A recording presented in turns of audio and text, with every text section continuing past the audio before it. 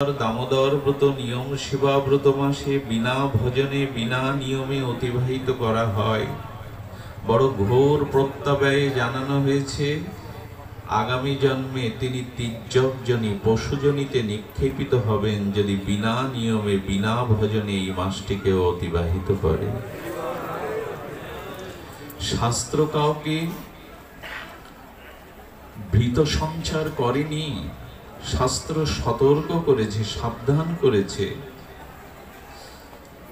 এই মনুষ্য জন্ম প্রাপ্ত হয়ে এই মাসটি অন্তত বিনা নিয়ম বিনা ভজনে কেউ যেন অতিবাহিত না করে, তার চরম প্রাপ্তি হতে যেন সে বঞ্চিত না হয়, স্খলিত না হয়, পতিত না হয়। শুধু কি তাই, শাস্ত্র বললেন সর্বধর্ম বহিষ্কৃত হ। দান ধ্যান পুণ্য কর্ম যা কিছু তার সঞ্চিত, পূর্ব সঞ্চিত, বর্তমানে সঞ্চিত আছে, এই ব্রতকে অবহেলা করলে, বিনা নিয়মে বিনা ভজনে অতিবাহিত করলে সে সর্বধর্ম হতে বহিষ্কৃত। কত সতর্ক, কত সাবধান বাণী শাস্ত্র জানিয়েছেন। তুমি সকল ধর্ম হতে, পূর্ণ হতে বহিষ্কৃত হবে যদি বিনা ভজনে অতিবাহিত করো এই শ্রী শ্রী ঊর্ধ্বধর বা দামোদর ব্রত। এই জন্য এই মাসে আমাদের কিঞ্চিত ভজন নিয়ম রক্ষা করা একান্ত অপরিহার্য, অবশ্য করণীয়। কারণ এই মাসের মহিমায় বলা হয়েছে যথা দামোদরং ভক্তবৎসলং বিদ্যুত জনা। কে না জানে, জগৎ বিদিত যে ভক্তবৎসল দামোদর, বড় ভক্তবৎসল্য তার রীতি। আচ্ছা, ইতিপূর্বে কোন শাস্ত্রে সুলুকিত হয়নি, ব্যক্ত হয়নি যে অখণ্ড পরতত্ত্ব স্বয়ং ভগবান একখণ্ড রঞ্জুর দ্বারা তিনি বন্ধন দশা স্বীকার করেছেন। কোন ভগবৎ স্বরূপে কোন লীলা ইতিপূর্বে শাস্ত্র ঘোষণা করেনি, শাস্ত্র জানায়নি যে অখণ্ড পরতত্ত্ব সর্ব ঐশ্বর্য মাধুর্যের পরাকাষ্ঠা স্বয়ং ভগবানকে একখণ্ড রঞ্জু রশি দ্বারা কেউ বাঁধতে পেরেছেন। এই জাতীয় ভাগবত ইতিহাসে ভগবৎ স্বরূপে ইতিপূর্বে ঘোষিত হয়নি। কিন্তু সেই অখণ্ড পরতত্ত্ব, সর্বশক্তিমান তত্ত্ব স্বয়ং ভগবান একখণ্ড রঞ্জুর দ্বারা আবদ্ধ হয়ে জগৎকে ঘোষণা করলেন। দামোদর হলেন ভক্তবৎসল, ভক্তের অধীন। কোন ভগবানকে কেউ আজ পর্যন্ত বাঁধেনি, বাঁধতে পারেনি। যশোমতী বাৎসল্য প্রেমময়ী মায়ের আর কেশের খোপা রঞ্জু দিয়েই বাঁধলেন। কে না জানে দামোদর ভক্তবৎসল, যথা দামোদরং ভক্তবৎসলং বিদ্যুত জনা। কে না জানে? সনাতনী বৈদিক প্রত্যেকটি নরনারী, তোমরা হৃদয় পেতে শোনো, তোমরা শাস্ত্রের মর্মবাণী, মহাজনের অপরোক্ষ অনুভূতির, পরম কল্যাণের, জীব কল্যাণের মহাবাণী শোনো। এই মাসে যিনি স্বল্প পরিমাণেও আর দামোদর ভক্তবৎসলের আরাধনা নিয়ম ভজনে অতিবাহিত করবেন, স্বল্প মা পুরকারক, সেটি স্বল্প হলেও অল্প হলেও ভগবান ভক্তবৎসল দামোদর, রাধা দামোদর তাকে পরিপূর্ণ প্রেম ভক্তি দান করে তাকে করুণা করবে। গুরু মহারাজ বলেন,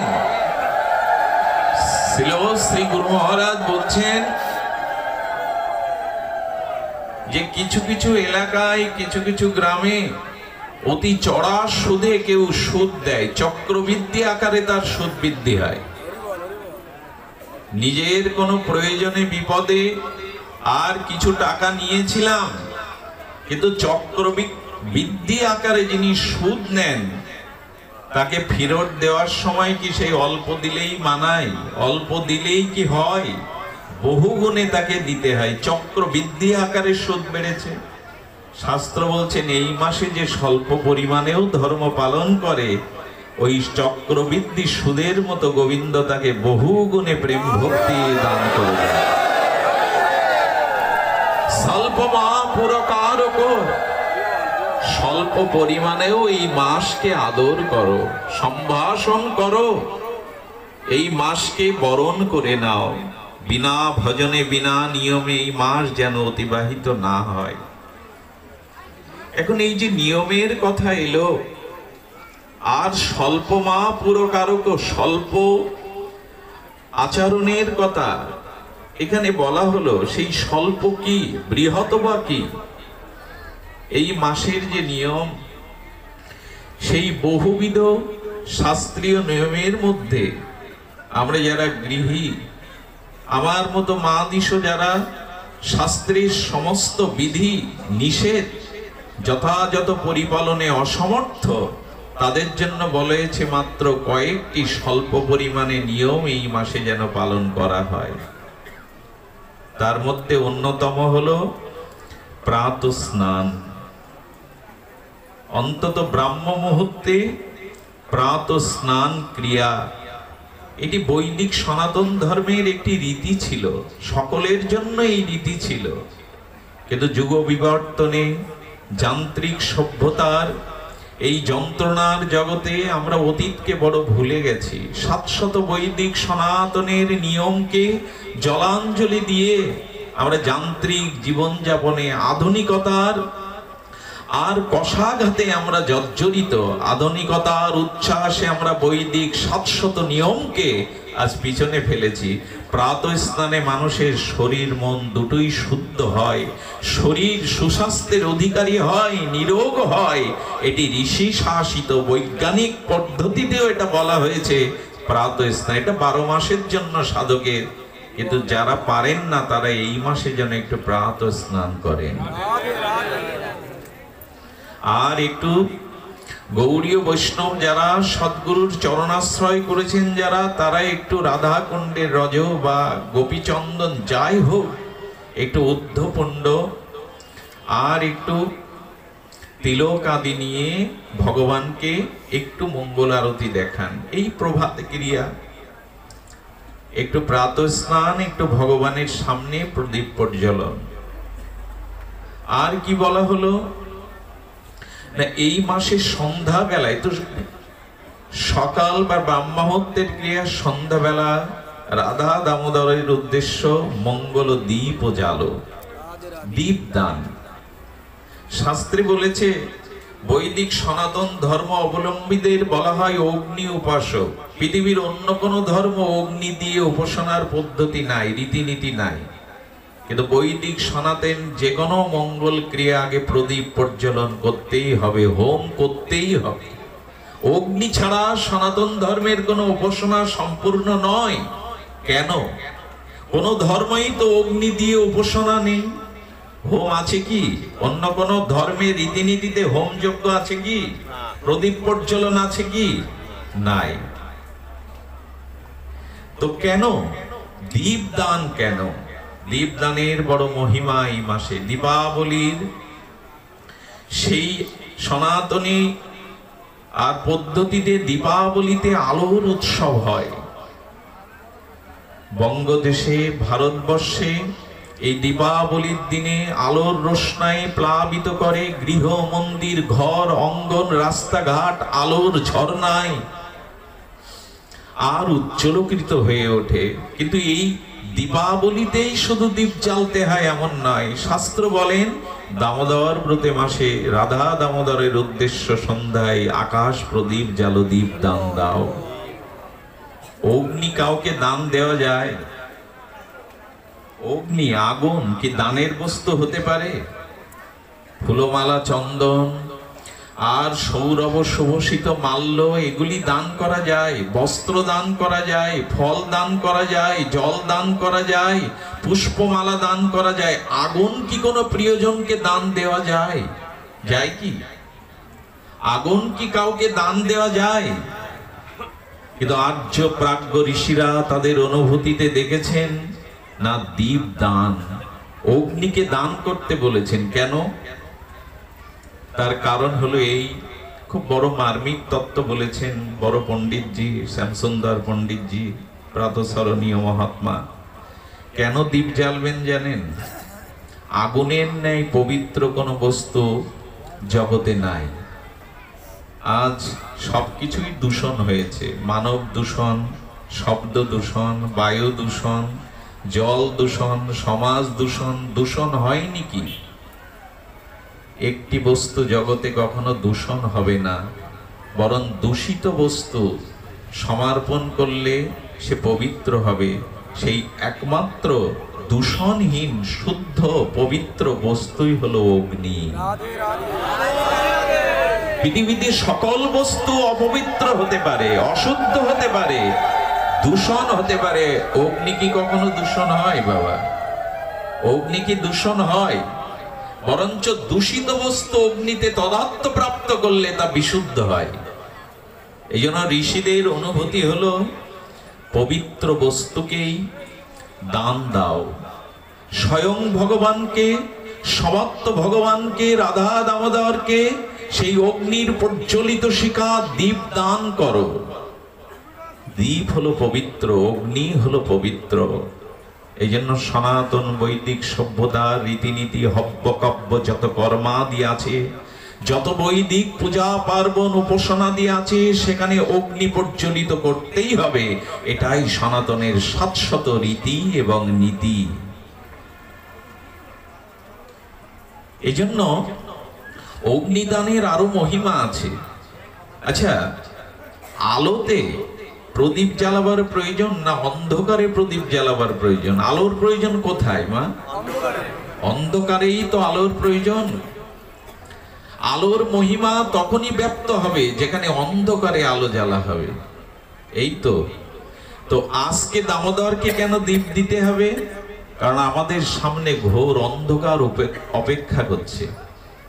মাদিস অভাজনের সম্মুখে বড় ঘোর অমানিসার অন্ধকার অপেক্ষা করছে। সেই অন্ধকার হলো মৃত্যুর পরে আমি এমন কোনো কর্ম করিনি যে আলোর পথে, গতির পথে, অমৃতের পথে যাত্রী হব। মৃত্যুর পরে আমার জন্য ঘোর অন্ধকার অপেক্ষা করছে। কোথায় যাব জানি না, কি গতি হবে জানি না। তাই আজ রাধা দামোদরকে, প্রিয় পরমকে প্রজ্বলিত আর দীপ্ত শিখায় দীপ দান দাও, যাতে মৃত্যুর পর সেই ঘোর অন্ধকারে তুমি প্রজ্বলিত আলোর পথে যেতে পারো, মুক্তির পথে যেতে পারো। এই জন্য দীপ জ্বালো। তোমার সম্মুখে অবারিত অন্ধকার অপেক্ষা করছে। মৃত্যুর পরের পথটা জানি না আমরা। আচ্ছা, মৃত্যুর পরে কোনো সাথী পাবো তো পথ চলবার জন্য, পথ এগিয়ে নেওয়ার জন্য কোনো সজ্জন বান্ধবকে পাবো কি মৃত্যুর পরে?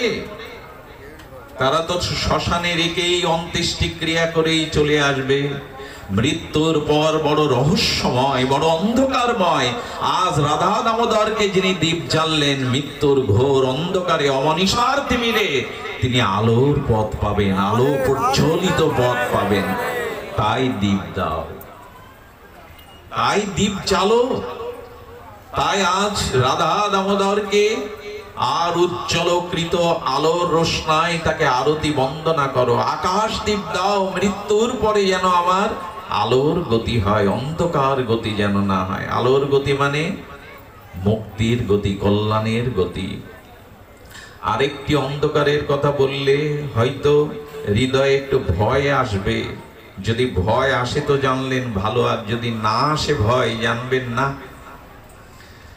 না, অনেকটা দিন, অনেকটা সময়, অনেকটা জন্ম অবিদ্যায়, অস্মিতায় আর এমনি চলে গেছে। ভয় আসা উচিত। আসে কিনা দেখুন। পৃথিবীর সর্বশ্রেষ্ঠ অন্ধকারের একটি জায়গা আছে জগতে। সেটি পর্বতের গুহাও না, মাটির তলদেশেও তো আজকাল পাতার রেল হচ্ছে, আলোর ঝর্ণা বইছে, তবে সর্বশ্রেষ্ঠ অন্ধকার হলো পুনরপি আবার মাতৃগর্ভে প্রবেশ করা। 10 মাস 10 দিন সেই মায়ের গর্ভে মলমূত্রের মধ্যে, ওইখানে কেউ দীপ জ্বালবে না, ওখানে কেউ আলো জ্বালবে না। তাই বলা হলো, ওগো আজ রাধা দামোদরের উদ্দেশ্য দীপদান দাও, যাতে ওই 10 মাস ঘোর অন্ধকারে তোমাকে আর না আসতে হয়, আর পুনর্জন্ম তোমাকে না নিতে হয়। ওই অন্ধকারে তো কেউ দীপ জ্বালবে না। পুনর্জন্ম দুঃখায়ত, শাস্ত্র বলছেন কেন দুঃখ তোমার জীবনে, কেন মৃত্যু, কেন জরা ব্যাধি? একটি কারণ, তুমি মার গর্ভে এসেছো বলে। মাতৃগর্ভে প্রবেশ করলে জন্ম মৃত্যু জরা ব্যাধি প্রারব্ধ তোমাকে ভোগ করতেই হবে। এই জগতে আর জন্ম মৃত্যু চক্রের মধ্যে তোমাকে পড়তে হবে। জন্ম নেওয়াটাই তো দুঃখের কারণ। তাই অন্ধকার মাতৃগর্ভে যাতে আর প্রবেশ না করতে হয়, আজ রাধা দামোদরের উদ্দেশ্য দীপ জ্বালো, যাতে প্রভু জন্ম মৃত্যু চক্রে আবর্তিত আমাকে না হতে হয়, ওই অন্ধকারে যেন আমাকে আর না আসতে হয়। এই দীপদানের মহিমায় জীব গোস্বামী পাদ তার সন্দর্ভে বড় আদর করে বলেছেন, কি মহা মহিমা। পুরাতন কথা নবনবায়ন রূপে বারবার ফিরে আসে। এ তো পুরাতন নয়, চিরনূতন, 700 নবনবায়নমান। সেই ভগ্ন মন্দিরে একজন প্রতিদিন দীপ জ্বেলে যেত। সেই জঙ্গলের ভগ্ন মন্দিরে যেখানে কেউ আসে না, কেউ প্রবেশ করে না, কিন্তু একজন এসে সেখানে প্রদীপটা জ্বালিয়ে দিত। আজকে তৈল ধারায়, সলিতা ধারায় যখন দীপ দান দিল, সেই মাসটি যে দামোদর ব্রতের মাস, সূর্যোদর মাস, দীপ জ্বালা মানুষটি জানে না, কিন্তু প্রদীপ জ্বাললো। প্রতিদিনের ন্যায় মন্দিরে প্রদীপ জ্বাললো। সেই ভগ্ন মন্দিরের প্রকোষ্ঠে ছিল এক ইঁদুরি। সেই ইঁদুরির কাজ হলো, উনি প্রদীপটা প্রজ্বলিত করবার সাথে সাথে, বিদায়ের সাথে সাথে সেই ইঁদুরিটা চপচপ করে এই তেলগুলোই আস্বাদন করত। আজও তেমনি করে ওই তেল খেতে খেতে তার সলিতাটা ইঁদুরের দন্তে জড়িয়ে গেল, আটকে গেল। সেই আটকানো প্রজ্বলিত সলিতার তাপে যখন নিজেকে মুক্ত করবে বলে মাথা নাড়ছে, মাথাটা নাড়লে কেমন হয়? যদি প্রজ্বলিত শিখাকে কেউ এভাবে নাড়াচাড়া, এটা আরতির মতোই তো হয়। সঙ্গে সঙ্গে রাধা দামোদর ভক্তবৎসল প্রকট হয়ে বললেন, আজ দামোদর মাসে তুই আমাকে দীপ দিয়ে আরতি করলি, ধন্য তুই, আমি প্রসন্ন। সেই প্রদীপের শিখায় ইঁদুরটি তার বর্তমান এই দেহ ত্যাগ করল বটে, কিন্তু রাধা দামোদর ভক্তবৎসল দীপদানের মহামহিমায় বললেন, আগামী জন্মে তুমি রাজ মহিষী হয়ে, রাজকুমারী হয়ে জন্মে দীপদানের সংস্কারের দ্বারা আমার প্রেম পাবে, ব্রজে বৃন্দাবনে আমার প্রেম পাবে। সে রাজকুমারী হয়ে জন্ম নিল, দীপদানের সংস্কারে ভগবানের প্রেম ভক্তি লাভ করলো। একথা শোনার পরে কে না রাধা দামোদরের উদ্দেশ্যে একটা দীপ না জ্বালবে? এই জন্য সন্ধ্যার নিয়ম হলো একটু দীপ প্রজ্বলন করা, আর এই মাসে আহারটা একটু সংকুচিত করা। শুধু জিহ্বার লালসা নিয়েই জীবন কাটালাম, এই মাসটাতে আহারটাতে একটু সংকুচিত করতে বলা হয়েছে। 3 বেলা অন্নাদি না নিয়ে একটু সংকুচিত করুন। কিছু বিধিনিষেধের জন্য সংকুচিত হলো এই মাসটা আমিষ পাওয়া যাবে না। যদিও সহমতে সকলে না আসলেও এর বিতর্ক তুলবেন না। শাস্ত্র বলেছে দামোদর মাসটাকে অন্তত আমিষ আহার একটু বর্জন করা। আমার মনে হয় এই শাস্ত্র বাণীর প্রতিপালনের মাধ্যমে কারো ক্ষতি হবে না, কিন্তু কিছুটা কল্যাণ হবে, এটা শাস্ত্র বলেছে। আর একটা মাস যদি শাস্ত্র বিধিকে, পূর্বপুরুষের বিধিকে, মহাত্মাদের, মহাজনদের বিধিকে মানতে গিয়ে একটা মাস একটু সংযত থাকি, ক্ষতি তো কিছু নাই। বরঞ্চ শাস্ত্র প্রতিপালনের দ্বারা এই দামোদর প্রসন্ন হলে আমি তার কৃপা প্রাপ্ত হব। এই জন্য একটু সংকুচিত করা আহারটি।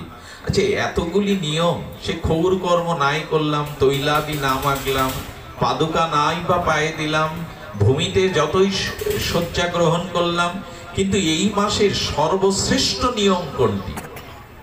বহুবিধ নিয়মের মধ্যে এই দামোদর উচ্চদর মাসে সর্বশ্রেষ্ঠ নিয়ম কোনটি? সর্বশ্রেষ্ঠ নিয়ম হলো দিনান্তে বৈষ্ণবানাং সঙ্গ হরি কথায়। অর্থাৎ এই মাসের সর্বশ্রেষ্ঠ নিয়ম, যখন দিনমণি সূর্য অস্ত যাবে সেই বৈকালিক বা সন্ধ্যার সময়ে একটু বৈষ্ণব সঙ্গে হরিকথা শ্রবণই হলো শ্রেষ্ঠ নিয়ম। এই মাসের সর্বশ্রেষ্ঠ বিধি হলো বৈষ্ণব সঙ্গে হরিকথা শ্রবণ। আজ নিশাতলায় সেই সৌভাগ্য আমরা প্রাপ্ত হলাম। অগণিত বিশুদ্ধ ভজনানন্দী শুদ্ধ বৈষ্ণবের অনুভূতির বাতাসের মধ্যে বসে, তাদের অনুভূতির রাজ্যের মধ্যে বসে আজ বৈষ্ণব সঙ্গে হরিকথা, এটাই হলো দামোদর ব্রতের সর্বশ্রেষ্ঠ নিয়ম। সেটি আজ সম্পন্ন হচ্ছে এই সেবক বৃন্দের একান্ত ঐকান্তিক সুপ্রচেষ্টায়। আমরা সেই সৌভাগ্য প্রাপ্ত হলাম। তো আসুন আমরা এই ব্রতে, আচ্ছা, অনেকেই প্রশ্ন করতে পারেন, অনেকের মনে জিজ্ঞাসা জাগতে পারে, আমি তো সংকল্পপূর্বক এই ব্রত গ্রহণ করিনি। তবে বলবো, যে কটা দিন গেছে গেছে, যদি মনে হয় এই ব্রত পালনীয়, অবশ্য কর্তব্য, তাহলে আগামীকাল প্রভাত থেকেও শুরু করতে পারেন। এমন নিয়ম নেই যে সংকল্প করে শুরু করতে হবে। আপনি আগামীকাল থেকেই কিছু নিয়ম আর এটি অবশ্য পালন করতে পারেন।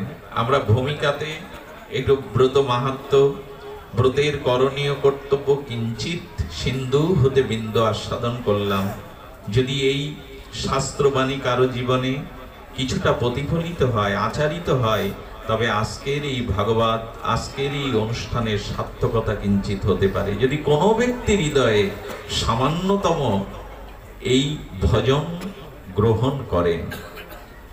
এখানে দামোদরকে বলা হয়েছে, নমদেব দামোদর অনন্ত বিষ্ণু প্রসীদ দুঃখ জলাদি মগ্নম। এই শ্লোকটির উপরে কিঞ্চিত আলোচনা।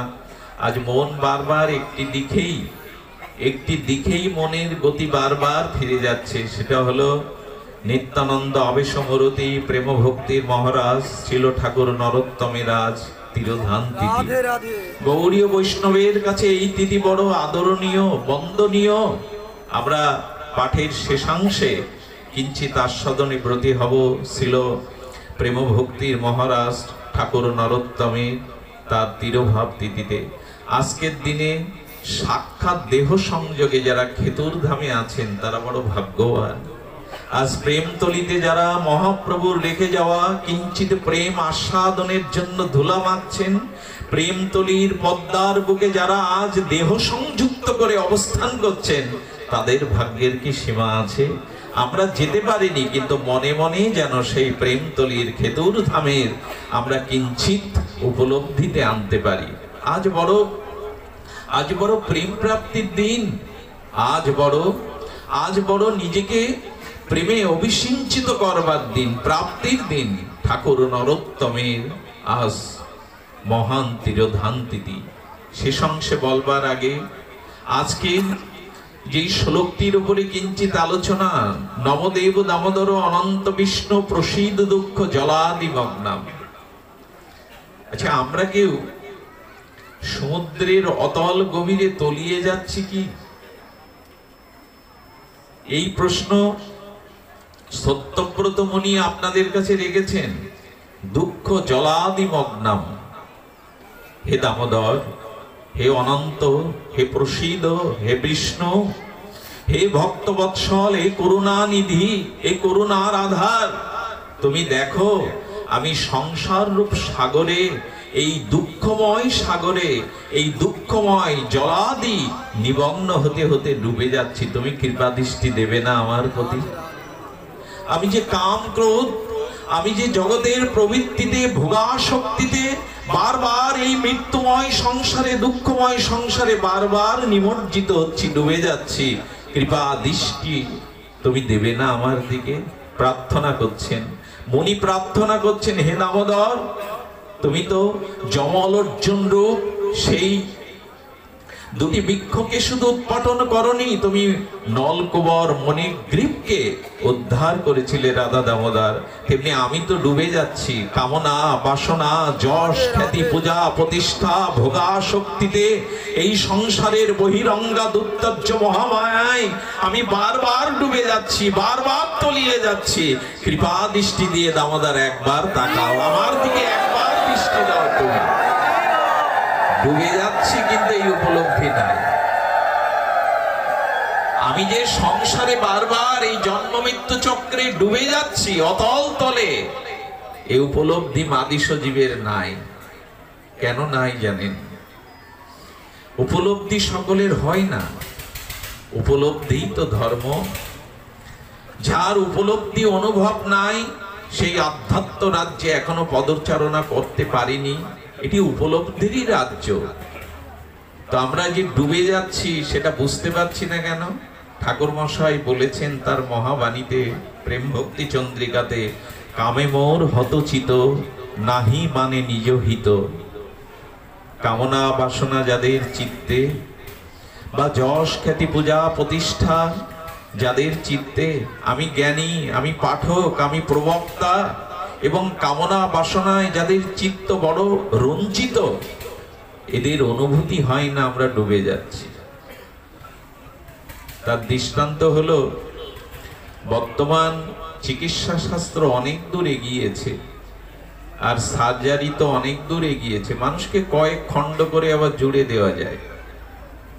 হৃৎপিণ্ড, হাড়টাকে মানুষের শরীর থেকে আলাদা করে আবার সংযোজন করা যায়।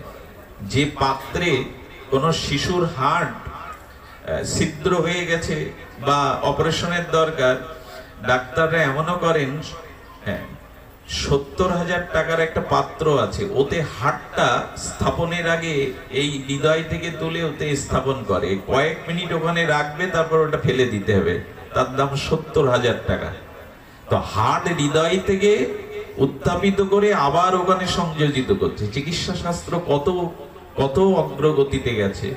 কি করে জানেন? যদি আমার পা অপারেশন করে, পাটা কেটে বাদ দেয়, তো আমার কোমরের উপরটা অবাস না করে নিচেটা অবাস করে। অপারেশন করবে তো পা, ডাক্তার অপারেশন করছে পা, কিন্তু রোগীর সাথে কথা বলছেন, আপনি কেমন বোধ করছেন, আপনি ভালো আছেন তো, আপনার স্ত্রী পুত্রের কথা মনে আছে তো, ওরা আছে এখানে, চিন্তা করবেন না। একজনের পা কাটছে, ডাক্তার তার সাথে আবার বাক্যালাপ করছে, সান্ত্বনা দিচ্ছে।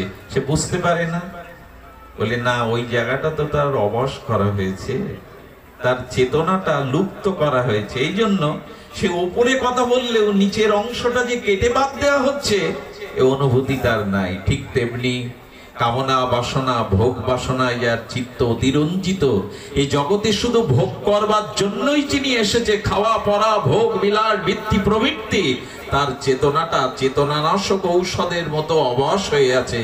তিনি বুঝতে পাচ্ছেন না আমি ডুবে যাচ্ছি, আমি জন্ম মৃত্যু চক্রে ডুবে যাচ্ছি, এই উপলব্ধি তার আসছে না। তুমি কৃপা দৃষ্টি দাও হে জগন্নাথ, হে প্রিয় পরম, হে ভক্তবৎসল, হে করুণানিধি, হে দামোদর, তুমি কৃপা দৃষ্টি বিষ্টাতি বিনাম, তুমি তোমার কৃপা দৃষ্টি দিয়ে দেখো আমি ডুবে যাচ্ছি। আচ্ছা, কোন স্রোতস্বিনী নদীতে নৌকো বিহারের কালে যদি কোনো পিতার পুত্র পিতার সম্মুখে খরস্রোতা নদীতে পড়ে যায়, ডুবে যায়, পিতা বসে থাকবে কি?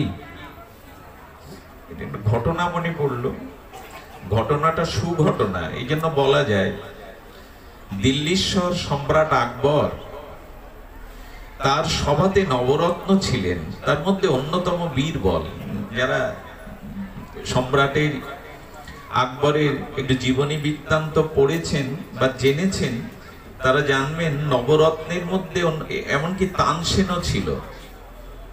সুরসঙ্গীতের সম্রাট তানসেনও এই নবরত্নের মধ্যে ছিল, তার মধ্যে ছিল বীরবল। এই বীরবল তাকে বলছেন সম্রাট আকবর, দেখো আমাদের যে ধর্ম, আমাদের যে ধর্মগ্রন্থ তাতে বলছেন সুপ্রিম পাওয়ার বা স্বয়ং ঈশ্বর জগতে আসেন না, তিনি সৃষ্টির কল্যাণে, মানবতার কল্যাণে আর এই জীব জগতের কল্যাণে তার অংশ, তার শক্তিকে পাঠান। যেমন রসুলগণ আছেন, নবীগণ আছেন, কিন্তু স্বয়ং ভগবান তো আসেন না। সম্রাট আকবরকে কে বোঝাবে? ইয়াদা ইয়াদা হি ধর্মস্য গ্লানি, এই শ্লোকটা উনি মেনে নিতে পারছেন না, যে আমি বারবার আসি, আমি স্বয়ং আসি। যখন মেনে নিলেন না, আকবর করলেন কি, সম্রাট আকবরের যমুনাতে আর এই দিল্লির বুক চিরে যে নীল যমুনা ব্রজ হতে, বৃন্দাবন হতে প্রবাহমান হয়েছে, এই যমুনাতে উনি পূর্ণিমার রাত্রে নৌকোবিহারের বড় শখ ছিল ওনার। তো উনি ওনার বিশ্বস্ত সেনাদের নিয়ে আর পূর্ণিমার রাত্রে নৌকোবিহারে নীল যমুনায় বেরিয়েছেন। খরস্রোতা যমুনা তখন, আজকের শুকিয়ে যাওয়া স্রোতহীন যমুনা নয়, খরস্রোতা যমুনা।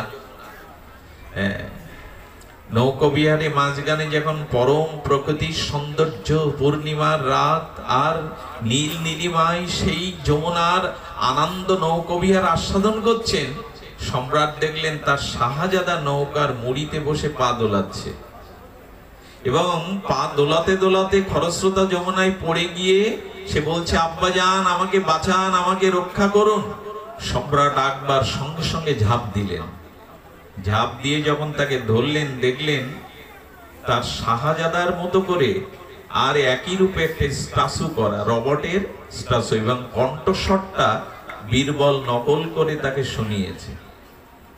পরের দিন সভাসদগণের মধ্যে বীরবলকে শাস্তি দেওয়ার জন্য, এই গৌহিত অপরাধ সম্রাটের সামনে করবার জন্য, তাকে সাজার ব্যবস্থার জন্য বিচার সভা বসিয়েছেন। বীরবল, আমার পুত্রকে স্ট্যাচু করে, নকল করে, তার কণ্ঠস্বর নকল করে ফেলে দিলে কেন? আর আমিও বা কেন যমুনায় ঝাঁপ দিয়ে তাকে তুললাম? এই গৌরিত অপরাধের সাজা তোমাকে নিতে হবে। সম্রাট, সাজা আপনি দিন, মাথা পেতে নেব, কিন্তু একটা প্রশ্নের উত্তর আমায় আপনি দিন। আপনার পুত্র যখন পড়ে গেল, নকল পুত্রই হোক, স্ট্যাচু হোক, আপনার পেছনে যে সেনারা ছিল, আপনি আদেশ দিলে তারা শত শত মানুষের মুন্ডু ছেদন করে আপনার পায়ে দিতে পারে। আপনার একটা আদেশে তারা আগুনে ঝাঁপ দিতে পারে। আপনার পুত্র খরস্রোতা যমুনায় নিমজ্জিত হয়ে ডুবে যেতে থাকলে আপনি কেন নিজে ঝাঁপ দিলেন? ওদের কেন আদেশ দিলেন না? আপনি ওদেরকে কেন আদেশ দিলেন না? সম্রাট আকবর বিস্ফোরিত নেত্রে বলছেন, আমার পুত্র, আমার শাহজাদা, আমার প্রাণের প্রাণ, সে যদি যমুনাতে ডুবে যায়, আমি অন্যকে আদেশ দেওয়ার সময় পাবো কি? আমার মতো হৃদয়ে দরদ আর কারো আসবে কি? তাই তো আমি ঝাঁপ দিয়েছি।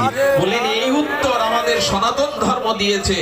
আমরা অমৃতের পুত্র, আমরা ঈশ্বরের অংশ। আমরাও যখন কামনা বাসনায় কর্মফলে ভোগে জন্ম মৃত্যু বিবর্তনে ভেসে যায় এই সংসার সাগরে, তখন অন্যকে পাঠাবেন কেন? স্বয়ং ভগবান নিজে জগতে আসেন। বীরবলের এই বলিষ্ঠ যুক্তির উপদেশ মেনে নিয়ে বলেছিলেন আকবর, আজ থেকে আমার বিশ্বাসে এলো, এই জগৎজীবকে তরবার জন্য স্বয়ং ভগবান মাঝে মাঝে জগতে অবতীর্ণ হন। তাই পদকর্তা বলছেন, দৃষ্টি দাও, আমার দিকে একবার চাও।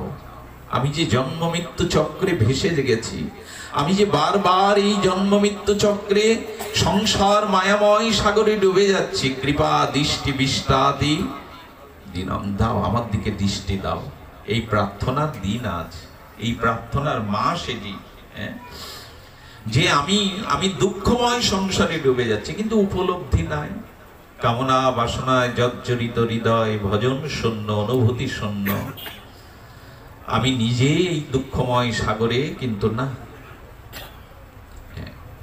দেখবেন পরমহংসদেব একটা কথা বলেছেন কথামৃতে, ধূসর ভূমি, মরুভূমির বুকে উট প্রাণী পাওয়া যায়। এই উটের একটি অদ্ভুত স্বভাব হলো যে তাদের কচি আম্র পল্লব যদি দেন আস্বাদ্য, ওরা ওটি চিবাবে না।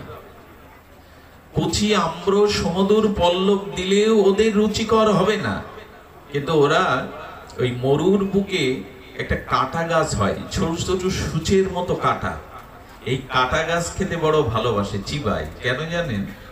ওই কাঁটাটা যখন চিবায়, ওর মুখের গহ্বরে গিয়ে ওই কাঁটায় ক্ষতবিক্ষত হয়ে ওর রক্তটা কাঁটার সাথে চলে আসে। আর রক্তের স্বাদ তো একটু নোনা, ওই স্বাদটা ওর বড় ভালো লাগে। ও মনে করে এটা কাঁটার রস, কিন্তু নিজের রক্তই পান করছে।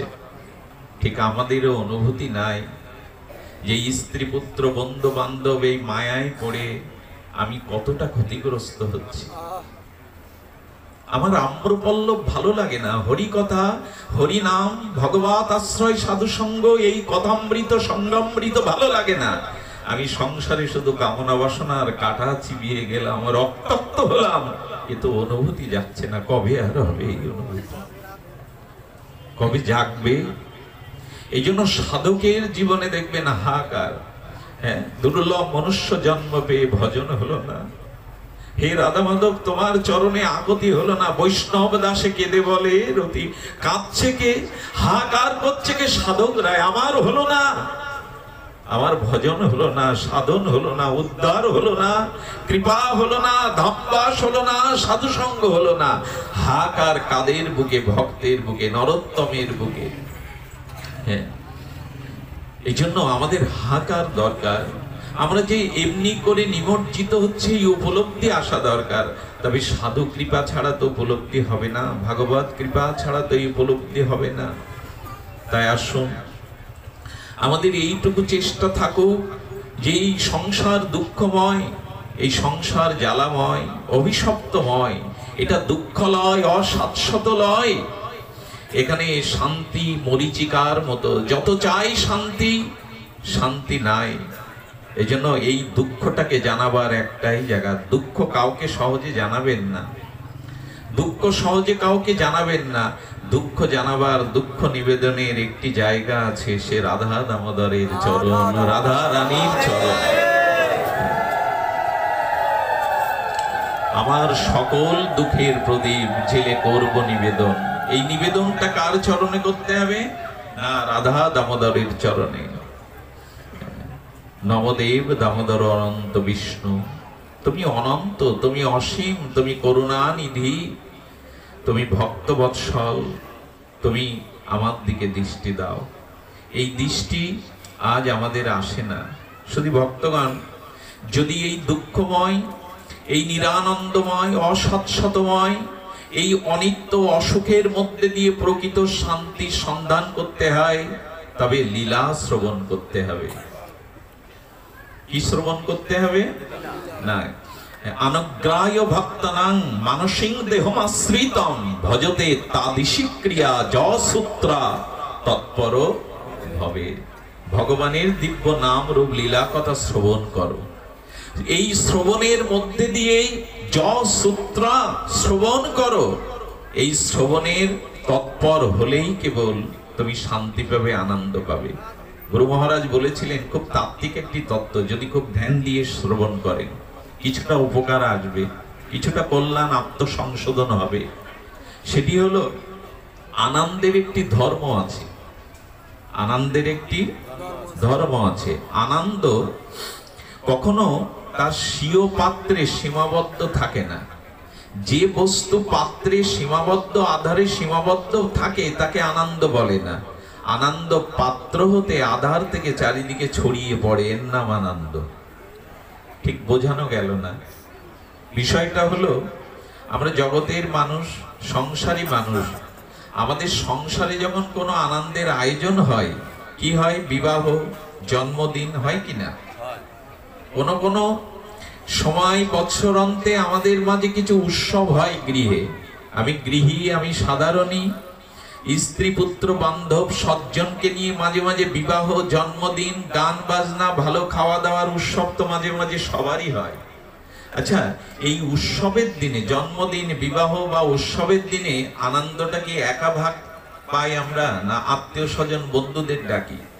তার মানে জাগতিক অনিত্য আনন্দ পর্যন্ত নিজের আধারে থাকে না, ঘরের মধ্যে সীমাবদ্ধ থাকে না। বন্ধু সজ্জন কুটুম্ব, খাওয়া দাওয়া, গান বাজনায় ওটা ছড়িয়ে পড়ে। পড়ে কিনা? আনন্দ কি ঘরে দোর দিয়ে একা একা হয় বাবা? হয় কি? একাকী ন রমতে, রমন বা লীলা বা আনন্দ একা কখনো হয় না। আমাদের পরম আরাধ্য প্রাতঃস্মরণীয় পণ্ডিত প্রভা রাধাকুন্দ তটশ্রয়ী ভজনানন্দী মহাপুরুষ ছিল বৈষ্ণবপদ বাবাজি মহারাজ। তিনি বললেন, আচ্ছা আপনারা এখন সবাই গৃহে ফিরে গিয়ে আমাকে এখানে একা বসিয়ে দেন, ভাগবত নিয়ে এখানে একা বসিয়ে দেন, আনন্দ পাবো কি? তার মানে আনন্দ বস্তুটার ধর্ম হলো আনন্দ এক আধারে সীমাবদ্ধ থাকে না, ছড়িয়ে যায়। আত্মীয় কুটুম্ব বন্ধু বান্ধব, ভালো খাওয়া দাওয়া, গান বাজনা। তো জগতের অনিত্য আনন্দ, ধ্বংসশীল আনন্দ যদি সবার মাঝে ছড়িয়ে যায়, ওই আনন্দ সীমায়িত, ওই আনন্দের মধ্যে সীমা আছে, ওই আনন্দের ধ্বংস আছে, ওই আনন্দের বিশ্রাম আছে। কিন্তু এমন একটা আনন্দ আছে যার বিশ্রাম নেই, যে আনন্দ কখনো বিশ্রাম পায় না, যে আনন্দের তরঙ্গর স্রোত। আচ্ছা, স্রোতস্বিনী উত্তাল তরঙ্গায়িত বঙ্গোপসাগরের ঢেউ কখনো থামে কি? পুরীর সমুদ্রের তীরে যারা গেছেন, পুরীর সমুদ্রের তরঙ্গ কখনো থামে কি বাবা? গর্জন থামে কি? তো এমন একটা আনন্দ আছে, যে আনন্দ সেই আধার থেকে ওই উচ্ছল উচ্ছলিত তরঙ্গের ন্যায় ছড়িয়ে পড়ে, যে আনন্দ কখনো বিশ্রাম পায় না, যে আনন্দ কখনো ধ্বংস হয় না। সেই আনন্দটা হলো ভগবানের লীলারূপ আনন্দ, লীলারূপ তরঙ্গ। এটি কখনো বিশ্রাম পায় না। এই জন্য জীবকে বলা হয়েছে একমাত্র ভগবত কথাই তুষ্যন্তি চরমন্তি চ। কোন সাধুকে, কোন ভজনানন্দীর মুখে, কোন নির্মল চিত্র শুদ্ধ ভাগবতের মুখে যখন ভগবানের দিব্য নাম রূপ লীলা কথা শ্রবণ করা হয়, সেই লীলার আনন্দটা ভগবানের প্রেমানন্দ চারিদিকে তরঙ্গের মতো উচ্ছ্বাস ঢেউয়ের মতো ছড়িয়ে পড়ে, যার বিশ্রাম নেই। প্রকৃত আনন্দ হলো হরি কথায় ভগবানের লীলা, আনন্দটা ছড়িয়ে পড়ে। এই যেমন এখানে এখানে এখানে না, এখানে কি হচ্ছে? নাচ গান হচ্ছে কি? বংশীধ্বনি হচ্ছে কি? কোন মিউজিক বাজছে কি? এই মা দিশ অভাজনের মূর্খর নরকের কীটের শুধু মুখের দুটো কথা, কিন্তু আমি বিশ্বাস করি এখানের বাতাসটা ভগবানের দিব্য নাম রূপ লীলা যতটুকু এই জীবাধমের পক্ষে ছড়িয়ে পড়ছে, এখানের বাতাসটা এখন অন্যরকম। এখানে যারা 2-3 ঘন্টা বসে আছেন, পিপাসা লাগলেও কারো পিপাসার জন্য আপনারা জলের প্রার্থনা করছেন না, শরীরে ঘর্মোদ্যম হয়ে ভিজে যাচ্ছেন, তবু বাতাসের অপেক্ষা করছেন না। মানুষের সব থেকে কঠিন কাজ হলো ঘন্টার পর ঘন্টা নীরবে বসে থাকা, সে কষ্টটাও স্বীকার করছেন। কেন? এখানে বিদ্যজন, সজ্জনগণ, সমাজের উচ্চ শ্রেণীর জন, তারা এই গরমে মাটির মধ্যে বসেছেন কেন? কিছু প্রাপ্তি না হলে কি এভাবে কেউ কায়কেলের স্বীকার করে? দেখুন, সুখ আর আনন্দের ভিতরে পার্থক্য আছে, বহুত বিস্তর। সুখ হলো যাতে দেহের প্রশস্তি হয়, দেহের আরাম হয়, বা দেহের কিছু প্রাপ্তি হয়, কিছুটা মনের সামান্য কিঞ্চিত খণ্ডিত প্রসন্নতা আসে, এর নাম সুখ। ভালো খাওয়া, ভালো পড়া, ভালো উচ্চাসনে বসা, ভালো বাক্যালাপ করা, এগুলো সব সুখ। আর সুখ হয় ধর্মের দ্বারা, কিন্তু ভক্তি হয় পরম ধর্মের দ্বারা। আর সেই পরম ধর্ম বা আনন্দ কখন পাওয়া যায়? যখন দেহের সুখ ত্যাগ করে, সাংসারিক সুখ ত্যাগ করে আত্মার আনন্দের অনুসন্ধান করা হয়, আত্ম আনন্দের সন্ধান করা হয়। এখানে এত কষ্ট করে আপনারা বসেছেন কেন জানেন? এখন দেহের সুখ হচ্ছে না, এখন মনের বা আত্মার আনন্দের খোরাক হচ্ছে হরি কথায়। এটা পরম ধর্ম। এই যে দেহ সুখ জলাঞ্জলি দিয়ে আত্মসুখ, এটার নাম পরম ধর্ম। এখন আপনারা সকলে পরম ধর্মের অধিকারী। ভাগবত হলো পরম ধর্মের আশ্রয়, পরম ধর্মের অধিকার। আর আনন্দ আছে পরম ধর্মে, আর সুখ আছে ধর্মে। দান ধ্যান তীর্থ পর্যটন এর দ্বারা সুখ হয়, এটি পূর্ণের দ্বারা হয়। আর পরম ধর্মের দ্বারা হয় আত্ম উপলব্ধি, ভগবত ভক্তি। কষ্ট করে যারা বসেছেন, এই লীলা কথার তরঙ্গ ছড়িয়ে পড়েছে বাতারণে, আকাশে বাতাসে তরঙ্গায়িত আনন্দের উদ্দাল তরঙ্গ, এটি একমাত্র লীলাতে। তো সেই লীলার মধ্যে সর্বোত্তম লীলা কোনটি? সেই যে লীলা, সেই লীলার মধ্যে সর্বোত্তম লীলা হলো সর্বোত্তম নর লীলা, নরবপু তাহার স্বরূপ। যত লীলা ভগবৎ স্বরূপে আছে, সর্বোত্তম লীলা হলো নরবপু ধারণ করে ব্রজ বৃন্দাবনের যে ব্রজলীলা, এই ব্রজলীলাই হলো সর্ব আনন্দের স্বরূপ। আনন্দের তাৎপর্য আছে, আনন্দের সোপান আছে, সর্বশেষ আনন্দের ঠিকানা হলো ব্রজ বৃন্দাবনে নরলীলায় নরবপু ধারণ করে গোবিন্দ যে লীলা বিলাস করলেন। কি লীলাস করলেন? বাৎসল্য লীলা। আচ্ছা, গোবিন্দের স্বরূপ কি নবকিশোর নটবর? সাক্ষাৎ ভগবানের স্বরূপ কোনটা? নব কিশোর নটবর। তো গোবিন্দ যে মা যশোদার কোলে শিশু হলেন, গোবিন্দ কি শিশু? স্বয়ং ভগবান কি এই মধ্যম আকার শিশু হয়ে যশোদার কোলে? আচ্ছা, ভগবানকে বলা হয়েছে আপ্তকাম পূর্ণকাম। ভগবানের কোনো ক্ষুধা তৃষ্ণা আছে কি মা?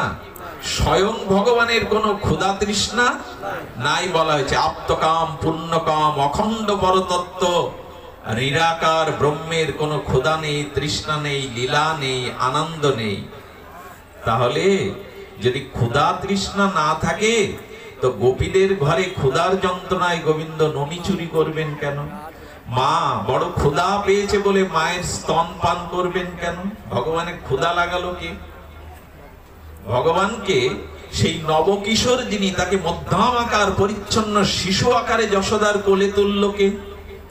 বলেন এই লীলা যাদের চিত্তে একবার আবেশ আসে, এই লীলা যাদের চিত্তে একবার সদ্গুরুর কৃপায়, এই ভাগবত শাস্ত্রাদির কৃপায়, শুকদেব গোস্বামীর কৃপায়, এই বৃন্দাবন লীলা, ব্রজ লীলা, বাৎসল্য, শক্য, দাস্য, মধুরাতি মধুর লীলা যার হৃদয়ে একবার স্পর্শ করেছে, তার এই জন্ম না জন্ম জন্মান্তরেই তিনি ধন্য, জন্মই ধন্য তার। কিন্তু যিনি রাধা মাধবের ব্রজ বিপিনের এই নরবপু স্বরূপের ব্রজলীলাকে জানলেন না, আস্বাদন করলেন না, এই পথ দিয়ে গেলেন না, তিনি অনেকটাই বঞ্চিত হলেন। তিনি অনেকটাই বঞ্চিত হলেন। সেই সর্বোত্তম নরলীলা, সেই সর্বোত্তম নরলীলার এই দামোদর লীলাও একটি বাৎসল্য লীলার। গোবিন্দ বললেন আমি কিশোর, কিন্তু শিশু হয়েছি কেন জানেন? হ্যাঁ, গোপ বালক হয়েছি, কৌমাল্য লীলা। আচ্ছা, গোবিন্দ যখন হামাগুড়ি দিচ্ছেন, মা যশোদা দেখছে, প্রত্যেক মায়ের কাছেই তো তার শিশু সন্তান গোপাল। সন্তান যখন প্রথম রঙ্গন ক্রিয়া করে, হামাগুড়ি দেয়, দেখবেন পিতামাতা দাঁড়িয়ে দাঁড়িয়ে দেখে, বড় অপরূপ লাগে। যে গোবিন্দ অনন্ত বিশ্বব্রহ্মাণ্ডকে একটা লম্কূপে ধারণ করেছেন, তিনি হামাগুড়ি দিচ্ছেন, রঙ্গন ক্রিয়া করছেন। কেন? যদি গোবিন্দকে সরাসরি প্রশ্ন করি, শ্রীকৃষ্ণকে প্রশ্ন করি, বলে শোনো তাহলে, আমি একটা জায়গায় অধীন, স্বাধীন না, অহং ভক্ত পরাধীন। আমি আমার ভক্তের কাছে চিরকাল অধীন হয়ে আছি, এখানে আমি স্বাধীন না। যদি কেউ মা যশোদার মতো বাৎসল্য প্রীতিতে, বাৎসল্য রতিতে আমাকে শিশুরূপে পেতে চাই, কৌমার লীলা দর্শন করতে চাই, আমি ভক্তের ভক্তি, সেই ভব্য ভাবনার দ্বারা আমি নবকিশোর নটবর হলেও ওই ভক্তের ভক্তি ভাব্য ভাবনার দ্বারা আমি শিশু হতে বাধ্য হই। আমার ক্ষুধা তৃষ্ণা না থাকলেও আমি তার কাছে চেয়ে চেয়ে খাই, চুরি করে খাই, শুধুমাত্র ভক্তের ভক্তি ভাবনার কাছে আমি বিবশ, আমি অবশ, ওখানে আমার কিছু করার নেই। স্বয়ং ভগবানকেও পরাধীন করছে ভক্ত, কিসের দ্বারা? ভক্তির দ্বারা। যশোদা চেয়েছিলেন এমন একটি সন্তানকে আমি কোলে নিতে চাই, যিনি জন্ম মৃত্যু জরা ব্যাধির অতীত। এই জন্য ভগবান ওখানে বাৎসল্য রূপে মা যশোদার স্তন পান করছেন। বড় ভালো লাগে। দামোদর ব্রতটা জানি না এটি পরিপূর্ণ রূপে এখন আর প্রকাশ করা সম্ভব নয়, অনেকটা পথ এগিয়েছি, বিশ্রামের পথে, শেষের পথের দিকে ঠিকানায় আসতে গিয়ে আর পুনরপি।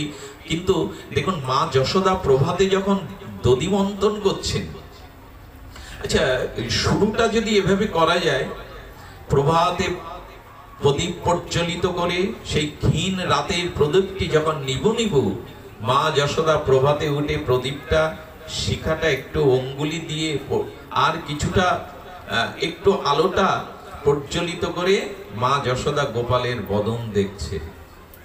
মা যশোদা বদন দেখছে, এইখান থেকেই মনে হয় মঙ্গল আরতির সূচনা হলো।